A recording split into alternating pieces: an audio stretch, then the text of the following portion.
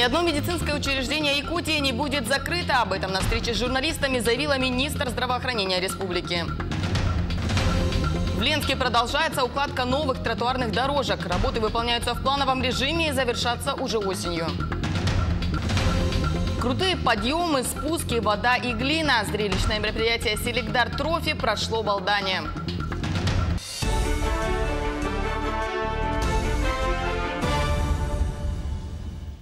В эфире новости. В студии работает Ольга Башук. Здравствуйте. За прошедшие сутки в Якутии ликвидировано 38 пожаров. Работы продолжаются, в том числе по ликвидации 6 возгораний. Одно из которых в Верхоянском районе, локализовано 2 пожара в Нюрбинском районе и 3 в Сунтарском. Общая площадь, пройденная огнем в зоне тушения, составляет 442 гектара. К тушению привлечено более 200 человек и 15 единиц техники. Дополнительная группа спасателей в составе 19 человек прибыла в поселок Батагай Верхоянского района. Глава района отметил, что ожидается вылет группы спасателей из Батагая в Табалахский наслег. Там действует пожар на общей площади 127 гектаров. Кроме этого, накануне вертолет Ми-8 доставил в село Эбях Среднеколымского района 11 человек, 28 ранцев и 4 мотопомпы. В тушении пожара, который действует в 5 километрах от села, задействовано 67 человек. Ни одно медицинское учреждение республики не будет закрыто. Об этом сегодня заявила министр здравоохранения Елена Борисова на встрече с журналистами.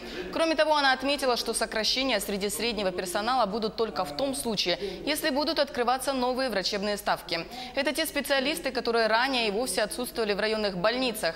Но между тем министр допустила, что круглосуточные койки в отдельных населенных пунктах могут закрываться. Поэтому наша задача. Если мы закрываем круглосуточные койки, значит сегодня мы говорим о том, что эти круглосуточные койки работают неэффективно. То, что там госпитализируются и любят, значит, проводить время некоторые наши пациенты, да, это однозначно такое есть.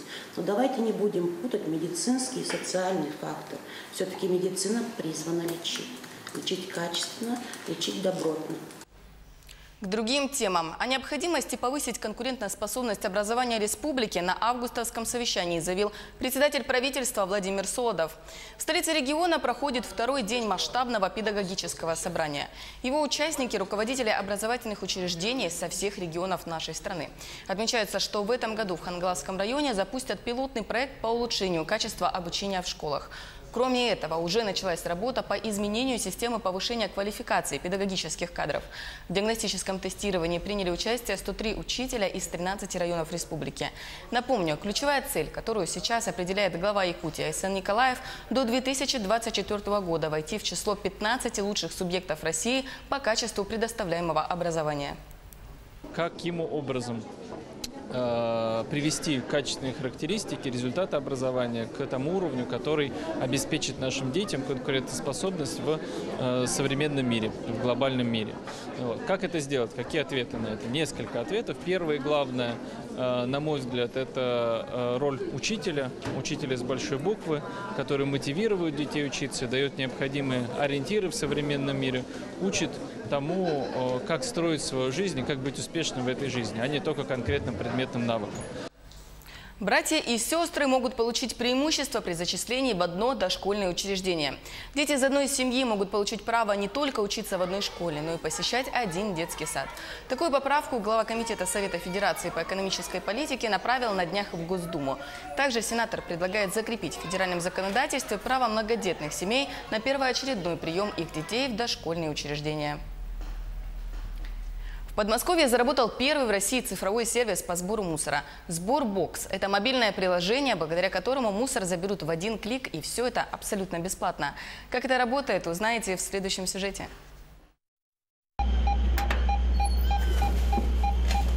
Специальный человек приходит в ваш подъезд и выносит за вас же мусор. Для кого-то это мечта, для Балашихи уже работающий цифровой сервис по сбору мусора. А работает это так. Все свои твердые отходы от стекла и до пластика жители собирают в отдельный пакет, а затем просто оставляют его в специально отведенном месте на лестничной площадке.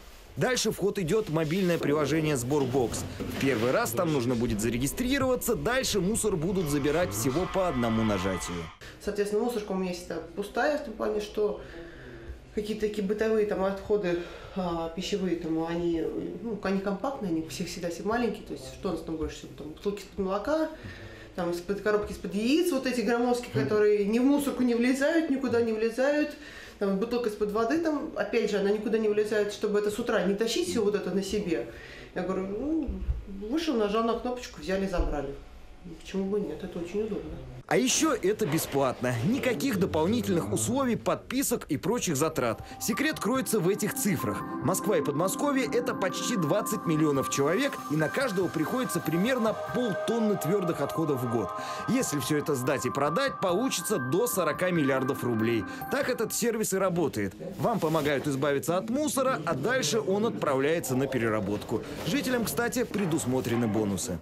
Пользование сборбоксом для жителей абсолютно бесплатно. Больше того, пользователи имеют возможность получить специальные условия скидки от продуктовых магазинов и скидки на различные услуги. Если мотивация жителей теперь понятна, то что же со сборщиками? Обычно это те же дворники, которые благодаря сборбоксу имеют дополнительный заработок в 10-20 тысяч рублей.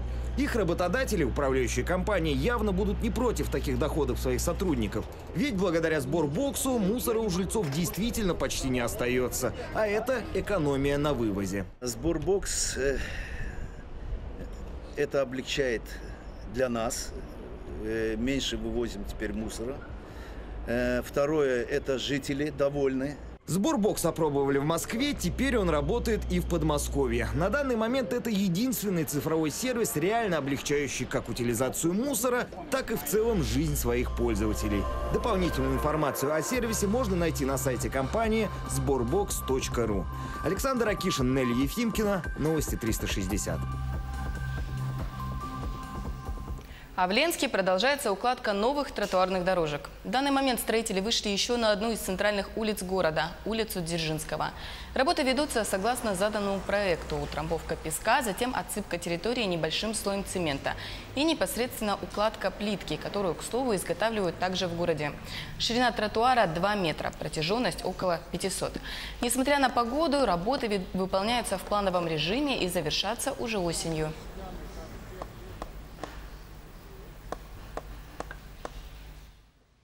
В настоящий момент заключены контракты по устройству тротуаров улицы Дзержинского, Пролетарская и улицы Орджоникидзе. Общая площадь тротуара составляет порядка 4000 квадратных метров и общая стоимость порядка 19 миллионов. Работы будут завершены до конца 30 сентября. С сегодняшнего дня учебно-методический полигон научно-образовательного центра открывает свои двери жителям и гостям столицы. Там каждое лето школьники и учителя сажают редкие сорта овощей и растений. Все это ближе к осени превращается в разные тематические композиции. Несмотря на суровый климат Якутии, юные садоводы уже доказывают, что можно применить ландшафтный дизайн. Действительно, масштаб и красота этого выставочного сада удивляют каждого посетителя.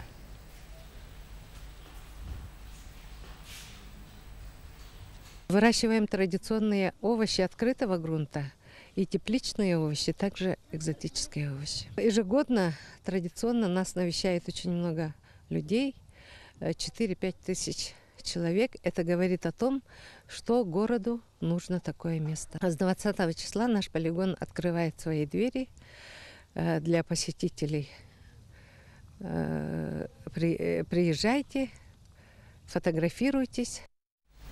Пятое открытое первенство по трофи-рейдам «Селегдар Трофи-2019» прошло в Алдане. В нем приняли участие драйверы из Амурской области и 5 районов Якутии. Соревнования прошли в 3 этапа, но самым зрелищным стал пробный заезд. Подробности расскажет Руслан Павлов. В Алдане растет популярность автомото-трофи. Об этом говорит 5-е по счету первенство на местной территории и 2 десятка внедорожников, которые выставили на участие на этот раз. Это хобби. Как бы мы в детстве играли в маленькие игрушки, это уже большие игрушки, мы уже большие дети. И желание путешествовать в формате экстрима. Поэтому мы катаемся на квадроциклах, на снегоходах, на любой технике, которая мото, которая джипы. С каждым проведенным трофи приходит опыт и понимание, что и как делать. В этом году, помимо традиционного ориентирования по лесному бездорожью, организаторы устроили этап для зрителей по правилам международной внедорожной серии Rainforest Challenge, что, безусловно, привлекло болельщиков. Здесь у нас будет зрительская трасса, то есть не очень сложно, но именно показать возможности автомобилей для зрителей, потому что трофи у нас такой, да, формат, который его сложно увидеть в труднодоступных местах. И плюс в этом месте мы на следующий год хотим проводить официальный этап Rainforest Challenge. И мы как бы вот это место обкатываем. То есть мы видим, что оно очень перспективное, то есть здесь можно провести очень интересные соревнования. Вот. И у нас, как бы проба первая в этом году. В борьбу за первенство вступили разные по характеристикам внедорожники. Зрители увидели серийные модели нашего и зарубежного автопромов и машины до неузнаваемости, переделанные под соревнования.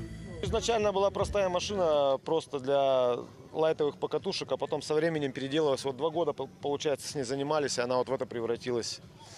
Постепенно пришла вот в такое состояние маленькое. Но это еще не конечное. С каждым годом, я думаю, мы ее доделаем.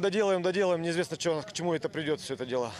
Несмотря на то, что этап был показательным, трассу сложно назвать простой. Крутые подъемы, спуски, повороты, вода и глина. Все это было препятствиями для пилотов, штурманов и машин. Даже здесь, на обозначенной трассе, случались незначительные поломки и увязания в грязи. Однако в экстремальных видах спорта взаимовыручка всегда впереди медалей и кубков. Поддержка есть и в тылу. Подруги и жены участников всегда рядом. Я люблю драйв, люблю природу, люблю людей. То есть очень много знакомых появляется, много общения, интересов. Ну, вот как-то так. По сумме 3 этапов в категориях эндуро, это квадроциклы, стандарт, спорт, победителями стали алданские экипажи. И лишь в категории прототипы первое место занял экипаж из Тынды. Кстати, их трофимобиль на базе Нивы всегда привлекает внимание не только зрителей, но и участников подобных соревнований. Руслан Павлов, Александр Лукин, Алдан. Таковы были актуальные новости к этому часу. Еще больше интересной информации ищите на наших официальных сайтах nvk-online.ru и yak24.ru. Наши корреспонденты продолжают следить за развитием событий в республике и за ее пределами. Оставайтесь с нами и до встречи в эфире.